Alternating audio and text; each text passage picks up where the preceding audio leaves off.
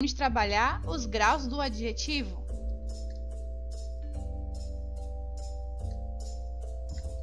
Então, os adjetivos flexionam-se em grau para indicar a intensidade da qualidade desse ser. São dois os graus do adjetivo: o comparativo e o superlativo, ok?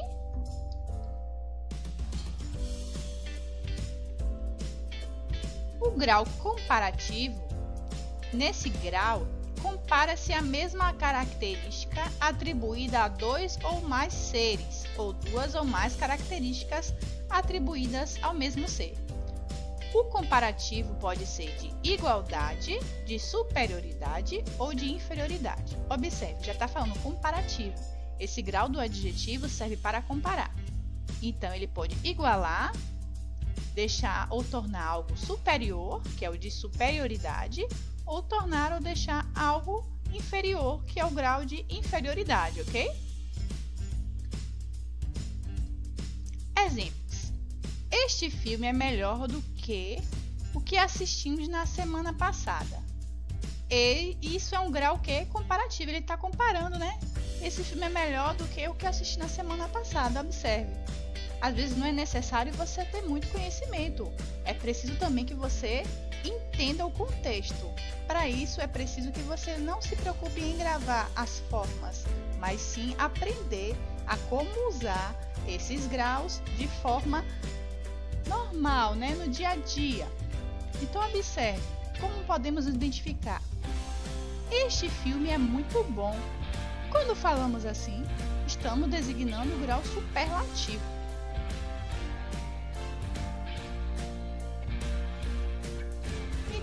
Vamos entender um pouco mais do grau comparativo que a Pro acabou de falar? Conforme o tipo de comparação dos adjetivos, há três tipos de grau comparativo. O comparativo de igualdade, vamos ver um exemplo? A receita dela é tão saborosa quanto a sua. Observe, está comparando, mas está igualando. A dela é tão boa ou saborosa quanto a sua. Então, nesse caso, é um comparativo de igualdade. Nesse segundo exemplo, diz assim, comparativo de superioridade.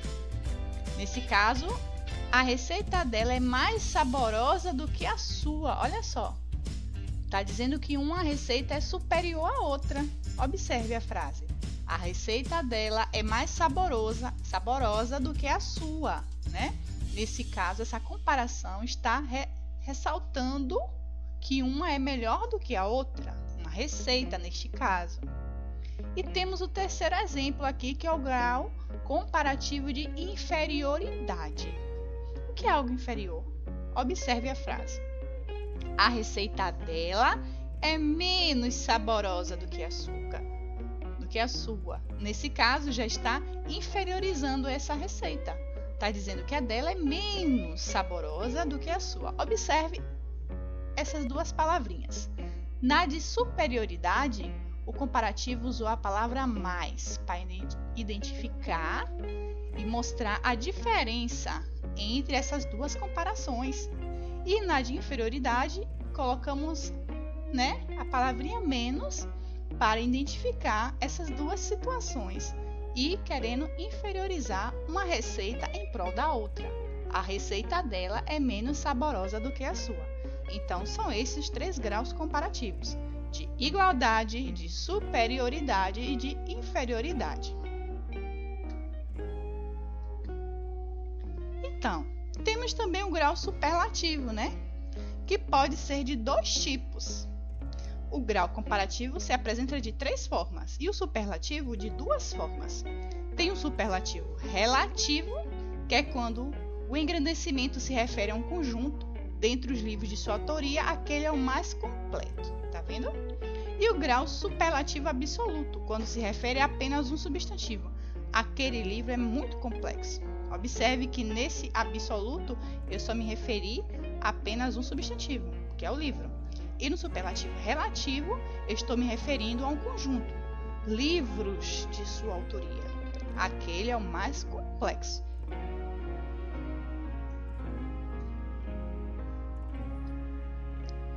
Então, Os graus superlativos relativos se dividem em dois, né? Que é relativo e superlativo. Absoluto divide-se ainda em outros, que é os de relativo de superioridade, de inferioridade, e o absoluto analítico e o absoluto sintético. Nossa, quanta coisa! Então é importante você estar estudando, certo? A Pro está tentando te ajudar através desse vídeo.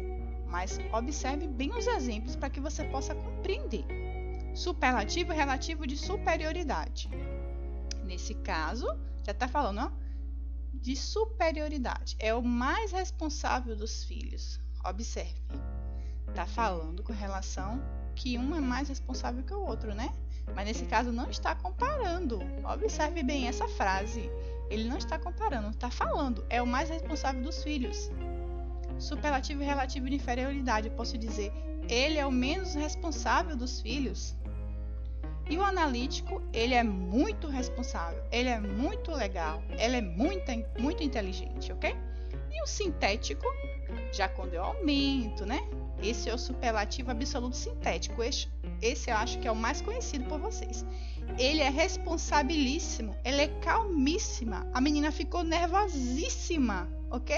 Quando a gente quer exprimir algo muito, e a gente não encontra aquela palavra para poder exprimir, a gente acaba colocando íssimo no final para dar essa ideia de mais, de maior, com mais força.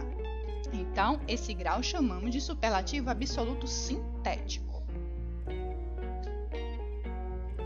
Então, meus amores, não esqueçam de cumprir a atividade proposta, tá bom? No livro, lá tem um textinho para que vocês possam revisar tudo que a Pro acabou de falar aqui, tá bom? Beijão e até amanhã!